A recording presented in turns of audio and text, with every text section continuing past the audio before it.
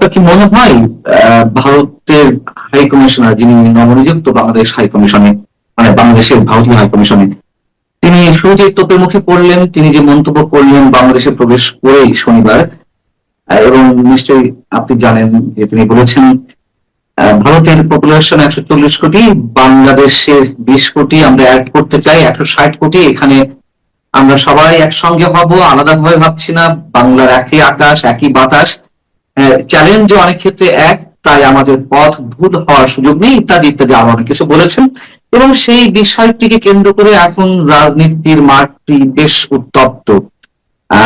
সরকারি দলে যারা রয়েছেন, মন্ত্রী পরিষদে যারা রয়েছেন, তাদের কেউ কেউ এটিকে প্রশ্নবিদ্ধ করছেন যে আমাদের পক্ষ থেকে বিএনপি সরকারের কাছে ব্যাখ্যা চাওয়া হয়েছে, তার এই বক্তব্যের অর্থ কি? আপনি কি মনে করেন, তার এই বক্তব্যটিকে আপনি কিভাবে দেখছেন? সবচেয়ে বড় কথা হচ্ছে যে এটা হচ্ছে একটা রাজনীতিক আর একটা ডিপ্লোম্যাট, একজন পেশাদারী কূটনীতিকের পার্থক্য। পেশাদারী কূটনীতিক সবসময় খুব মেপে মেপে কথা বলে এবং তাদের চিন্তা থাকে সরকারের সাথে সরকারের সম্পর্ক, এর বাইরে তারা চিন্তা করে না। কিন্তু একটা রাজনীতিক, তিনি চিন্তা করছেন মানুষের সাথে মানুষের সম্পর্ক, এবং তিনি কথাগুলো কিন্তু তিনি মেপে বলছেন না, তিনি কিন্তু একটু বড় মাপের চিন্তা ভাবনা করতে যাচ্ছেন, এবং তিনি মানুষের সাথে মানুষের সম্পর্ক, বাংলাদেশের মানুষ ভারতের মানুষের সম্পর্ক, সেটা নিয়ে ভাবছেন। এবং তিনি যেটা বলছেন যে আমাদের যন্ত্রণা এক, আকাশ এক, বাতাস এক, যন্ত্রণা এক, আমরা এক, তো এগুলো তো মানে মানে কথাগুলো তো ভুল না। এই যে বাংলাদেশ এবং পশ্চিমবঙ্গ বা বলুন বা এই অঞ্চলের যে মানে গোটা অঞ্চলের যে মানচিত্র, সেগুলো তো মাত্র 1947 এবং মানে 71-এ নতুন করে আঁকা হয়েছে। এটা মানুষের আঁকা, এটা প্রাকৃতিক বিভাজন না। কিন্তু এটা তো মানে একটা হাইকমিশনার তো এসে কখনোই বলবে না এক দেশে যে তোমার দেশ আমি নিয়ে নিবো বা আমার দেশের সাথে তোমার দেশ একত্রিত হয়ে যাবে। এই কথা এমনকি কোনো মানে কি বলবো বেকুব ডিপ্লোম্যাটিক উনিও আমার মনে হয় না, মানে মনে হওয়ার কোনো কারণ নেই যে উনি সেদিকে ইঙ্গিত করেছেন। তিনি বলেছেন যে আমাদের সমস্যা এক, আমরা একই অঞ্চলে, আমাদের সমস্যা এক, আমাদের একত্রিত হয়ে এই সমস্যাগুলো নিয়ে কাজ করতে হবে। একত্রিত হয়ে কাজ করলে আমরা অনেক বড় কিছু অর্জন করতে পারবো। এগুলো হচ্ছে একটা রাজনীতিকের চিন্তা ভাবনা। একটা ডিপ্লোম্যাট সেভাবে চিন্তা ভাবনা করে না, সে ভাবে যে সরকারের সাথে সরকারের সম্পর্ক কি হতে পারে এই মুহূর্তে, এই বর্তমান প্রেক্ষাপটে। কাজে হয়তো তিনি যেটা বলেছেন সেটাকে মানে ভুল করে বা ভিন্নভাবে ব্যাখ্যা করার অবকাশ তিনি রেখে দিয়েছেন। তো সেটা হচ্ছে একটা রাজনীতিকের ভুল। একটা ডিপ্লোম্যাট সেই ভুলটা কখনো করে না, তার কথার কিন্তু কোনো অন্য ব্যাখ্যা দেওয়ার কোনো রাস্তা সে খোলা রাখে না, কিন্তু রাজনীতিক সেটা করে।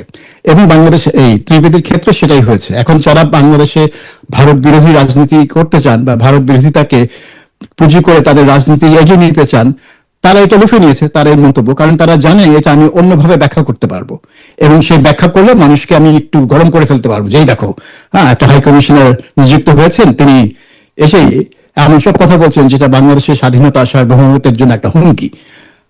যদিও সেটা আপনি যদি তার পুরো মন্তব্যটা দেখেন, এটা একটু কাব্যিক ভাবে তিনি মানে মন্তব্যটা করার চেষ্টা করেছেন।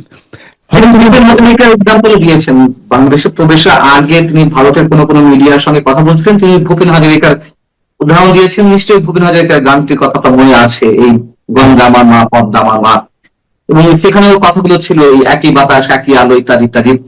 সেটিকে তিনি এক্সাম্পল হিসেবে নিয়ে এসে তার বক্তব্য দিয়েছেন। কিন্তু আপনি বলছিলেন যে এটি রাজনীতি একটা খেলা, যারা রাজনীতি করতে চায় ভারত বিরোধিতার জায়গা থেকে তারা এটি লুফে নেবে। আমি ধরে নিলাম জামাত এটি লুফে নিয়েছে, জামাত সরকারের কাছে ব্যাখ্যা চেয়েছে, কি ব্যাপার ত্রিবেদী কেন এসে এই কথা বলছেন, হতে পারে।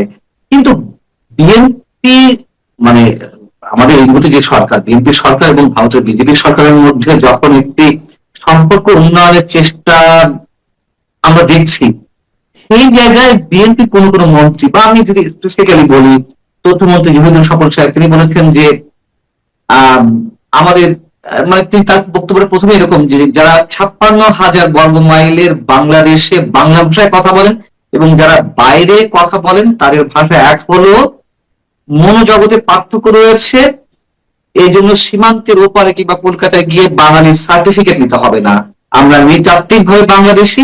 এবং একটা জায়গায় গিয়ে তিনি বলছেন যদি 140 কোটি অর্থাৎ ভারতের 120 এবং আমাদের 20 কোটি, এই 140 কোটি ঐক্যবদ্ধ করতে চান তাহলে সার্কের 220 কোটি মানুষকেও ঐক্যবদ্ধ করতে হবে, যারা এটি চাইবেন না আমরা এটিকে সন্দেহের চোখে দেখবো, তারপরে কি সেই জামাতের এই মন্তব্য, মানে তাদের না, জামাত অদ্ভুত যায় না, জামাত সার্ক নিয়ে কথা বলে না, কিন্তু যে সন্দেহের চোখে দেখবো। তো এগুলো হচ্ছে কথার ছলে বেরিয়ে আসে এই শব্দগুলো। আমার মনে হয় না তিনি এটা লিখে নিয়ে বলেছেন, এটা সব কথার ছলে বলেছে। মানে সন্দেহের চোখে দেখার কি আছে এখানে? আমি যদি বলি যে না, আমি সার্কের দৃষ্টিতে দেখি না, কারণ সার্কে আফগানিস্তান সার্কের অংশ।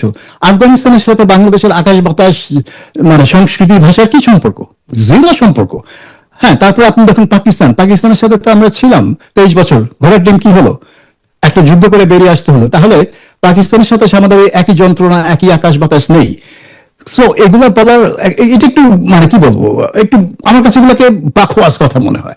সার্ক কখনো একত্রিত হবে সেটা ভাবার কিছু নেই। ভারত বাংলাদেশ কোনোদিন এক হবে না, কারণ বাংলাদেশ, স্বপন ঠিকই বলেছেন যে এটা হচ্ছে একটা মনস্তাত্ত্বিক ব্যাপার। বাংলাদেশের মানুষ নিজেদেরকে স্বাধীন রাষ্ট্র, স্বাধীন জাতি হিসেবে দেখে, এটা কোনোদিন চেঞ্জ হবে না। ভারতও সেটা জানে, কারণ ভারত তো এই রাষ্ট্রকে স্বাধীন করার জন্য ভারতীয় সৈন্যরাও জীবন দিয়েছিল 71 সালে।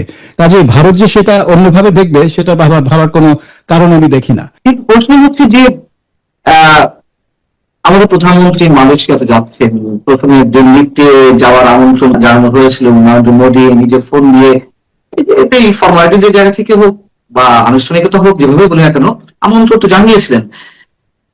কিন্তু তারপর শোনা যাচ্ছিল যে আমাদের প্রধানমন্ত্রী প্রথমে চীন সফর করবেন। পরবর্তীতে দেখা গেল হিসাব নিকেশ করে হয়তো তারা বুঝতে পারছেন যে না, দুই দেশে কোথাও আগে যাওয়া ঠিক হবে না। তিনি একটা ভালো উদ্যোগ নিয়েছিলেন যে মালয়েশিয়া যাবেন, এবং এটি এখনো পর্যন্ত সে অবস্থায় আছে।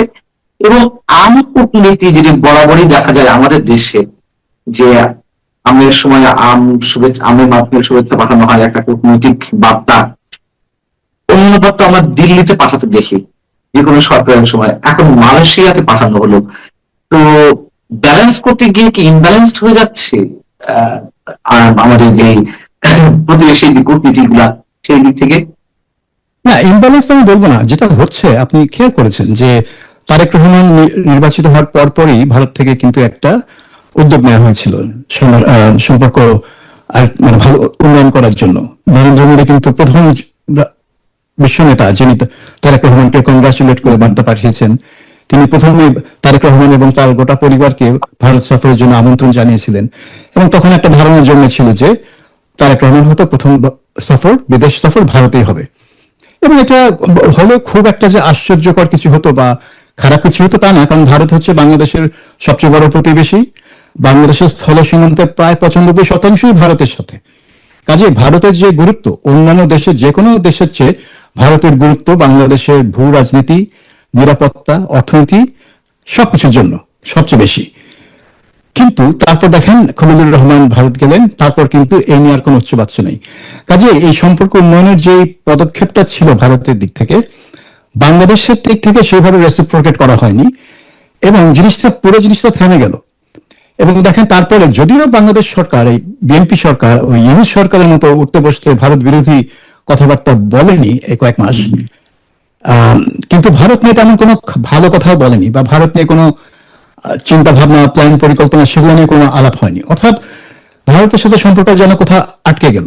এটা হতে পারে শেখ হাসিনা ইস্যুতে আটকে গেছে, কারণ আপনি জানেন যে খলিলুর রহমান এবং তার সফর সঙ্গীরা ঢাকায় ফিরে আসার পর প্রধানমন্ত্রী পররাষ্ট্র উপদেষ্টা হুমায়ুন কবির সাংবাদিকদের বলেছিলেন যে শেখ হাসিনা একটা আন্তর্জাতিক সন্ত্রাসী।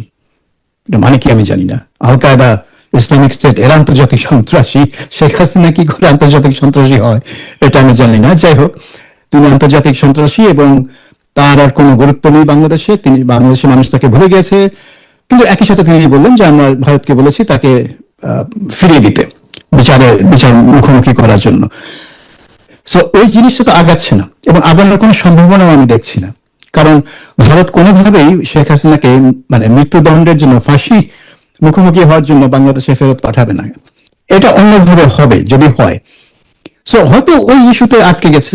তারপরে পশ্চিমবঙ্গ নির্বাচনে বিজেপির বিজয়ের পর যে সীমান্তে যে উত্তেজনা শুরু হলো, ওখান থেকে বাংলাদেশিদের বা কথিত বাংলাদেশিদের ঠেলে দেওয়ার বা ফিরিয়ে দেওয়ার যে প্রক্রিয়া শুরু হলো, সেটাও সম্পর্ক নিশ্চয়ই উন্নয়নে কোনো সহায়তা করেনি বা করবে না। সো এইসব কারণে একটা আটকে গেছে। কিন্তু তিনি যদি প্রথমে চীনে যেতেন তাহলে ভারত মনে করতো এটা তার প্রতি একটা স্নাব, তাকে লক্ষ্য করেই বলা হচ্ছে যে দেখো চীন হচ্ছে আমার এখন আসল মিত্র। কাজে তিনি ভারত যাবেন না, কিন্তু চীনেও যাবেন না, কারণ চীনে গেলে আবার ভারতকে একটা বার্তা দেওয়া হচ্ছে যেটা হচ্ছে তিনি করতে চান না। মালয়েশিয়া সেখানে একটা ভালো কম্প্রোমাইজ, কারণ মালয়েশিয়া হচ্ছে বাংলাদেশের একটা খুবই গুরুত্বপূর্ণ পার্টনার বিভিন্ন দিক থেকে। বাংলাদেশের অনেক শ্রমিক মালয়েশিয়া যায়, এবং মালয়েশিয়ার একটা উদাহরণ বাংলাদেশের জন্য যে একটা একটা মুসলিম দেশ কিভাবে উন্নয়ন করতে, আধুনিক দেশ হিসেবে উন্নয়ন করতে পারে। কিন্তু এখানে একটা জিনিস, একটা যে ইংরেজিতে একটা কথা আছে না, এলিফ্যান্ট ইন দ্য রুম, যে ঘরে কোনো একটা হাতি বসে আছে, কেউ সেটাকে লক্ষ্য করছে না। তো তারেক রহমানের এই বিদেশ সফর নিয়ে যত আলোচনা হচ্ছে, এখানে মানে ঘরের কোনা হাতিটা হচ্ছে যুক্তরাষ্ট্র। তার যুক্তরাষ্ট্র সফর নিয়ে কোনো আলোচনা নেই, কেউ বলছেও না যে তিনি যুক্তরাষ্ট্র যাবেন কি যাবেন না, কবে যাবেন। সবাই কিন্তু সেপ্টেম্বরে যায়, যুক্তরাষ্ট্র সফরে না, তারা যায় নিউ ইয়র্কে জাতিসংঘের যে সাধারণ অধিবেশন হয় সেপ্টেম্বরে, সেই অধিবেশনে একটা ভাষণ দেওয়ার জন্য বিভিন্ন দেশের সরকার প্রধান, রাষ্ট্রের প্রধানরা সেখানে যায়। মোহাম্মদ ইউনূসও সেখানে গিয়েছিলেন 2024 সালে। কিন্তু তারেক রহমান সেখানে যাবেন, অলরেডি আমরা জুন মাসে চলে আসছি, বেশি দিন নাই, কিন্তু কোনো প্রস্তুতি নাই, কোনো আলোচনা নাই। ব্যাপারটা কি?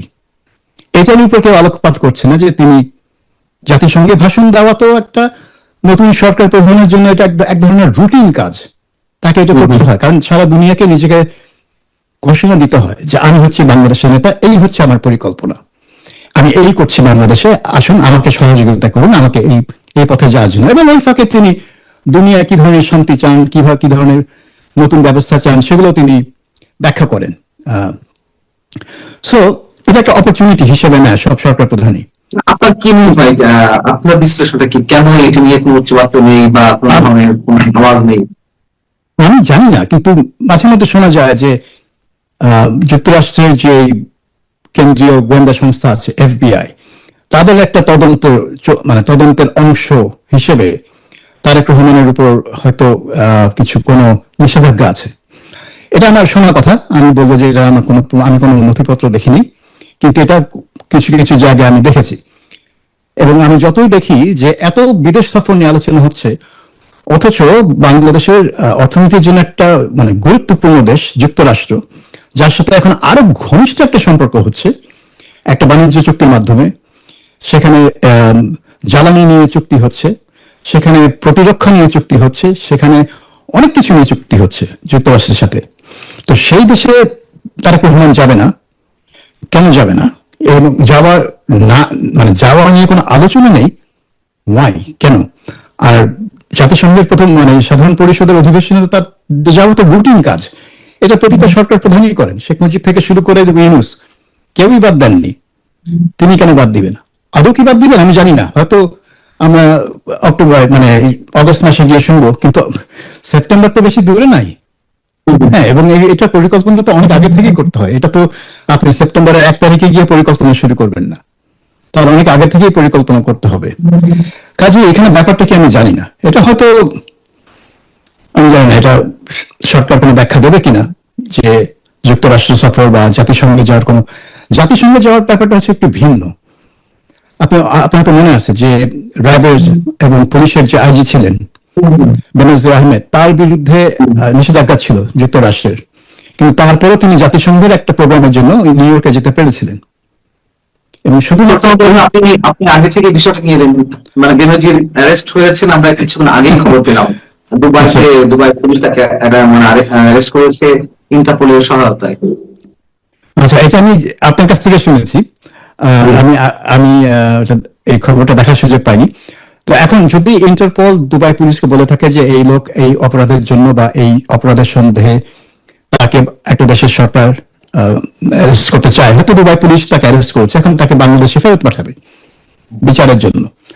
এটা একটা এটা একটা ভালো জিনিস ওই সেন্সে যে বেনজির আহমেদের বিরুদ্ধে নানান রকমের অভিযোগ আছে, তিনি র্যাবের ডিজি থাকতে এবং পুলিশের আইজি থাকতে দুই সময় তার বিরুদ্ধে নানান রকমের অভিযোগ আছে। তো এই অভিযোগগুলো তদন্ত কতটুকু হয়েছে আমি জানি না। স্পেসিফিক যে বাংলাদেশের যেটা হয় সিলেক্টিভ জাস্টিস, যখন যেই সরকার ক্ষমতায় থাকে সে তার পছন্দ অনুযায়ী অপরাধ দেখতে পান এবং সেই অপরাধের বিচার করতে চান।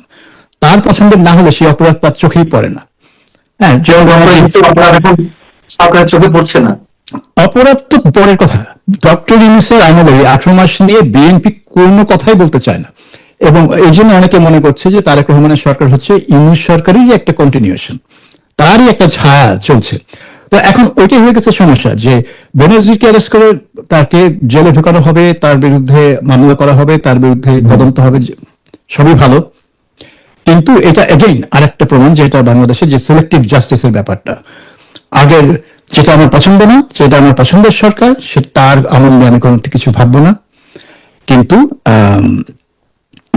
যেটা আমার পছন্দের না সেটাকে আমি মামলা করবো। এখন এখানে আমি দেখতে চাই যে বেনজির র্যাবের ডিজি ছিলেন কয়েক বছর, ওই সময় বিচার বহির্ভূত হত্যাকাণ্ড নিয়ে তার বিরুদ্ধে কোনো মামলা করা হয় কিনা। কারণ যদি করা হয় তাহলে প্রশ্ন উঠবে যে 2004 থেকে 2006 খালেদা জিয়ার আমলে যেসব বিচার বহির্ভূত হত্যাকাণ্ড র্যাব করেছে সেটা নিয়ে কার বিরুদ্ধে মামলা হবে। সেটা বুঝতে পারছি। মানে আমাদের মানে আমাদের দুর্ভাগ্য আসলে, ওই যে আপনি যেটা বলছিলেন ওই উপসংহার, যখন যে ক্ষমতা থেকে তার চোখ দিয়ে অপরাধ গুলো দেখা হয়, নিশ্চয়ই ওরকম কিছু হবে না, আমরা সমালোচনা করেই যাব, সরকার কর্ণপাত করবে না। আমরা শেষ করবো, তার আগে আমি একটু একটা বিষয় প্রশ্ন করবো। আপনি মাঝে বলছিলেন মানে আলোচনার মাঝখানে যে শেখ হাসিনা ফিরে আসতে পারেন অথবা তাকে ভারত ফেরত পাঠাতে পারে অন্যভাবে, এটির উত্তর বা আপনি কোনটাকে মেন করে বলতে চাচ্ছেন সেটা একটু শুনুন। তার আগে আপনি আমাদের প্রধানমন্ত্রী যুক্তরাষ্ট্রে যাওয়া প্রসঙ্গে কোনো আওয়াজ নেই বা কোনো ধরনের কথাবার্তা এগুলি বলছিলেন, এবং এফবিআই প্রসঙ্গ নিয়ে আসলেন, এবং এফবিআই তো সাক্ষী দিতে এসেছিল, এফবিআই কয়েক কর্মকর্তা আওয়ামী লীগের সময় আমাদের আজকের যিনি প্রধানমন্ত্রী তারেক রহমানের বিরুদ্ধে। সেই সব জটিলতা কি এখনো কাটেনি, নাকি ওই বিষয়গুলো এখনো রয়ে গেছে? আপনার কি মনে হয়? সেটা আমি বলছিলাম যে আমি জানি না যে এইগুলো কোন পর্যায়ে আছে। কারণ আপনি জানেন যে উইকিলিক্স যারা বিভিন্ন সরকারি নথিপত্র ফাঁস করে দেয়, তারা ঢাকা থেকে যুক্তরাষ্ট্রের এমবাসি থেকে পাঠানো নানান ইমেল এবং নথিপত্র ফাঁস করেছিল। সেখানে দেখা গিয়েছিল যে এমবাসি থেকেই, তখন সেটা হচ্ছে 2001 থেকে 2006, ওই সময়ে তারেক রহমানকে নিয়ে নানান বিরূপ মন্তব্য এবং পর্যবেক্ষণ ছিল, এবং সেই কারণে হতে পারে, আমি জানি না। আর তারপরে এখন এটা কোন পর্যায়ে আছে এত মনে রাখা দরকার যে নরেন্দ্র মোদী যখন গুজরাটের মুখ্যমন্ত্রী ছিলেন, সেখানে যে ব্যাপক মুসলিম নিধন হয়েছিল 2001 সালে, সেই রায়টের পর কিন্তু যুক্তরাষ্ট্র নরেন্দ্র মোদীকে উপর নিষেধাজ্ঞা জারি করে, তার কিন্তু যুক্তরাষ্ট্রে প্রবেশ নিষেধ ছিল। কিন্তু তিনি 2014 সালে প্রধানমন্ত্রী হওয়ার পর কিন্তু ওই নিষেধাজ্ঞা চুপচাপ তুলে নেওয়া হয়। কাজেই তারেক রহমানের বিরুদ্ধে যদি কোনো নিষেধাজ্ঞা থাকে তাহলে নিশ্চয়ই সেটা তুলনার প্রক্রিয়ার মধ্যে আছে বা থাকার কথা। কারণ একটা লোক মানে প্রধানমন্ত্রী হলে তাকে তো যুক্তরাষ্ট্র সফর করতেই হয়, এটা তো যুক্তরাষ্ট্রের স্বার্থের জন্যই দরকার। সব দেশের সাথেই তাদের সম্পর্ক রাখা দরকার। বাংলাদেশ একটা গুরুত্বপূর্ণ দেশ, বর্তমান ভূ রাজনৈতিক প্রেক্ষাপটে বাংলাদেশ বেশ গুরুত্বপূর্ণ এই এশিয়া প্যাসিফিক অঞ্চল।